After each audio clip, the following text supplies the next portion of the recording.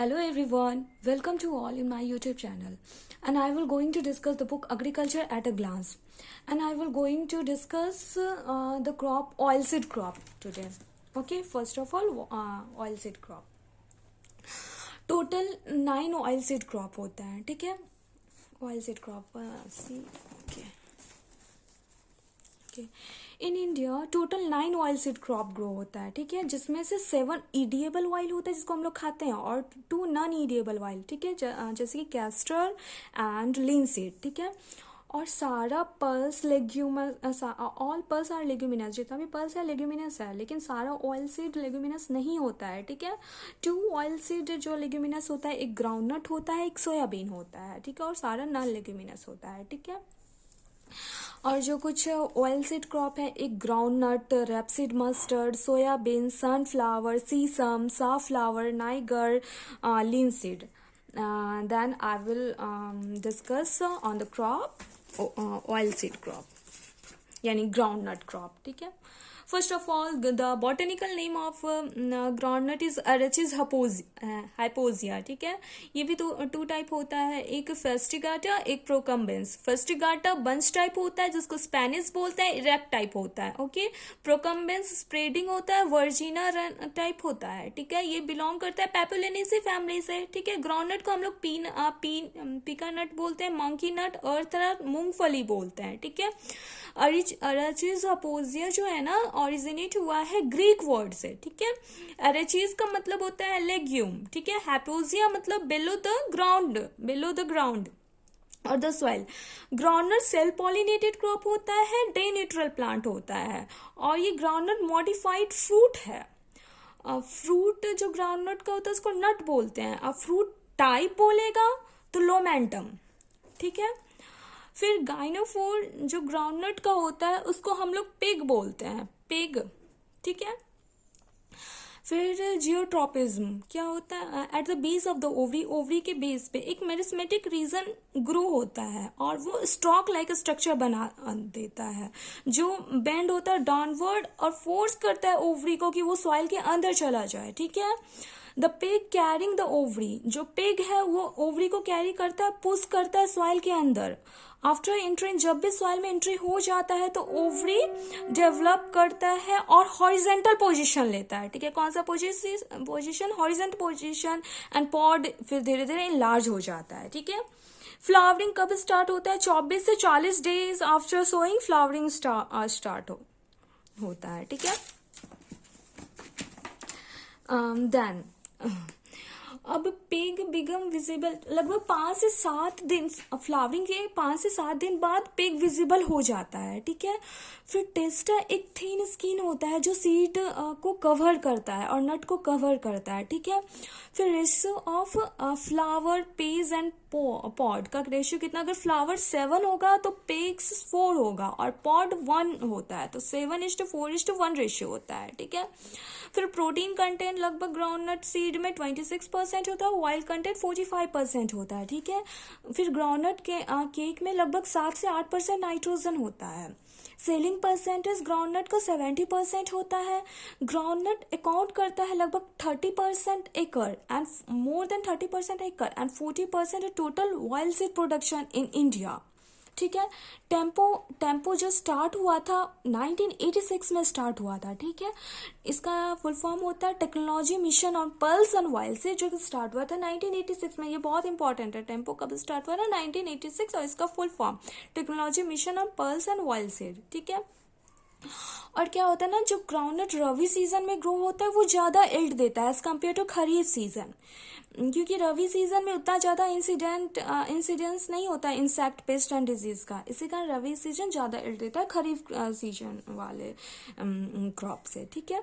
फिर इसका product groundnut leading producing state एक तो गुजरात है, फिर तमिलनाडु, फिर आंध्र प्रदेश. जो सॉइल सुटेबल है ग्राउंडनट के लिए वो सैंडी और सैंडी लोम सॉइल, ठीक है. क्ले सॉइल को हम लोग अवॉइड करते हैं ग्राउंडनट कल्टीवेशन में, क्योंकि उसमें क्ले सॉइल में high amount of moisture present रहता है, इसी कारण हम लोग क्ले सॉइल में जल्दी ग्रो नहीं करना चाहते हैं, ठीक है. वो अफेक्ट करता है उसके गाइनोफोर को, या तो उसका स्वेल हो जाएगा या श्रिंक हो जाएगा, उसका क्वालिटी खराब हो जाता है गाइनोफोर का, ठीक है। और पॉट ग्रोथ भी अफेक्ट हो जाता है, सॉइल के कम्पैक्ट होने के कारण पॉट का ग्रोथ भी कम हो जाता है। और ग्राउंडनट का हाइपोजियल जर्मिनेशन होता है। जो सोइंग के समय हम लोग 1% इथरॉल देते हैं और 3 ग्राम थीरम देते हैं फॉर सीड ट्रीटमेंट के लिए, ठीक है। और इसको अगर हम लोग खरीफ में बोएंगे तो 3rd week of June to 1st week of July. Rabi season को नवंबर में बोते हैं, फिर समर को हम लोग last week of December to end of January में बोते हैं, ठीक है। और सीड रेट बंच टाइप में और स्प्रेडिंग टाइप में। बंच टाइप में 100 to 120 kg पर हेक्टेयर, और स्प्रेडिंग में थोड़ा कम लगेगा, 80 से 100 kg पर हेक्टेयर, ठीक है। फिर इरिगेशन, खरीफ में हम लोग को कोई इरिगेशन नहीं करना रहता है, ठीक है। फिर रवि में 5 से 6 बार इरिगेशन देते हैं, समर में हम लोग ज्यादा इरिगेट करना पड़ेगा, 10 से 12 बार इरिगेट करते हैं, ठीक है। Then critical stage for crop growth, एक तो स्टेब्लिशमेंट स्टेज, फिर वेजिटेटिव फेज, फिर flowering and peg initiation stage, और pod formation stage and seed development stage, ठीक है। स्टेब्लिशमेंट स्टेज 10 से 20 डेज आफ्टर सोइंग, फिर वेजिटेटिव स्टेज फेज आएगा 25 से 35 डेज आफ्टर सोइंग। उसके बाद वेजिटेटिव स्टेज के बाद क्या आएगा, फ्लावर आएगा, पेग आएगा, वो 35 से 50 दिन के बाद। फिर पेग के बाद पॉट फॉर्म करेगा 50 से 75 दिन के बाद। ये इंपॉर्टेंट है, पेग फॉर्मेशन स्टेज कब होता है, 50 से 75 डेज के बाद, ठीक है। और सीड डेवलपमेंट स्टेज 70 से 90 डेज के बाद, ठीक होता है, ठीक है। फिर क्रिटिकल स्टेज फॉर इरिगेशन के लिए क्रिटिकल स्टेज एक फ्लावरिंग स्टेज पे करते हैं, पेगिंग स्टेज पे करते हैं, पॉट फॉर्मेशन स्टेज पे करते हैं, ठीक है। और check basin irrigation most suitable है ग्राउंडनट के लिए, ठीक है। IW/CP रेशियो ग्राउंडनट का 0.6 होता है, ठीक है। जब भी पॉट का डेवलपमेंट हो उस समय वेल ड्रेन कंडीशन चाहिए, नहीं तो पुअर एरिएशन होगा, इसके कारण एफ्लाटॉक्सिन का प्रोडक्शन हो जाता है जो कि टॉक्सिक है, ठीक है। और पेगिंग स्टेज में हम लोग इंटरकल्चर ऑपरेशन नहीं करते हैं, ठीक है। और वीड कंट्रोल के लिए हम लोग स्टार वीडर का यूज करते हैं, ये भी इंपॉर्टेंट है। ग्राउंडनट में वीड कंट्रोल के लिए हम लोग स्टार वीडर का यूज करते हैं, ठीक है। ये कैल्शियम बहुत इंपॉर्टेंट पॉट के डेवलपमेंट के लिए, ठीक है। अब 2 टाइप था, एक बंच टाइप था और एक स्प्रेडिंग टाइप था, ठीक है। बंच टाइप में कोई भी डोर्मेंसी नहीं पाया जाता है, ठीक है। उसका सेलिंग परसेंट 75% होता है, और ये अर्ली मैच्योरिंग होता है बंच टाइप। इसका सीड रेट है 100 से 120 kg, और इसका वेराइटी ज्योति, और इसका एल्ड थोड़ा कम होता है, 15 से 20 क्विंटल पर हेक्टेयर, ठीक है। फिर उसके बाद स्प्रेडिंग टाइप, इसका सेलिंग परसेंटेज 65% होता है, इसमें डोर्मेंसी पाया जाता है, ठीक है।